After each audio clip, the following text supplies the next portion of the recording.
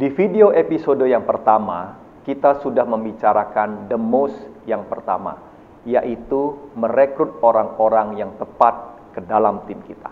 Sekarang, kita akan membahas the most yang kedua, yang akan membuat kita menjadi seorang sales leader yang sukses.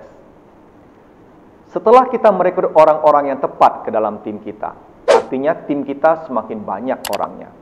Namun, orang-orang yang banyak tidak serta-merta membuat penjualan tim kita meningkat, bukan? Lalu apa yang harus kita lakukan agar penambahan jumlah orang ini memberikan dampak positif untuk penjualan? The most yang kedua adalah membuat lebih banyak orang yang menjual. Apa artinya? Misalnya begini, awalnya jumlah tim kita 10 orang. Dan rata-rata yang menjual setiap bulan itu ada 5 orang.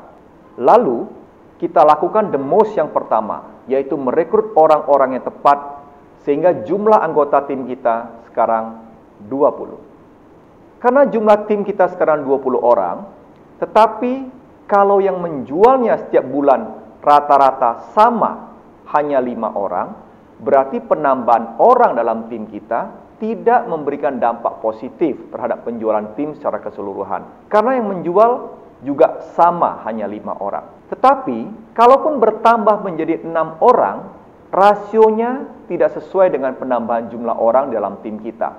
Lalu, apa yang harus kita lakukan? Banyak orang akan menjawab training. Tentu saja, training harus dilakukan, terutama kepada para anggota tim yang baru, seperti company profile, produk, how to sell, dan pengetahuan tentang market dan juga target market. Tetapi sekali lagi, hal ini tidak akan secara otomatis membuat penjualan tim kita bertambah. Kalau begitu, apa saja yang harus dilakukan agar lebih banyak lagi orang dalam tim kita yang menjual? Jawabannya adalah mengaktifkan mereka dan melakukan activity management. Mengaktifkan mereka berarti kita memberitahu kepada mereka apa saja yang harus dilakukan, berapa kali mereka harus melakukan, kepada siapa mereka harus melakukan, memberikan contoh bagaimana mereka harus melakukan. Akan sangat baik apabila kita juga melakukan joint visit bersama mereka untuk membantu mereka di lapangan.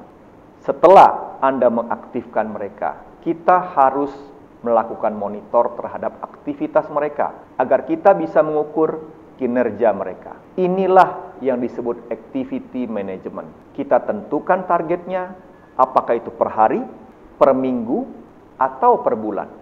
Bagaimana pelaksanaannya? Bagaimana hasilnya? Apa saja yang berjalan dengan baik dan apa saja yang tidak berjalan dengan baik? Apa saja yang harus diperbaiki atau ditingkatkan.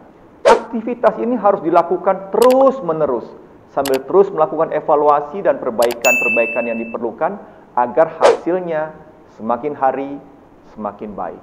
Apabila kita mendukung tim kita dengan activity dan activity management, maka hasil yang kita harapkan adalah lebih banyak anggota tim kita yang menjual setiap bulan.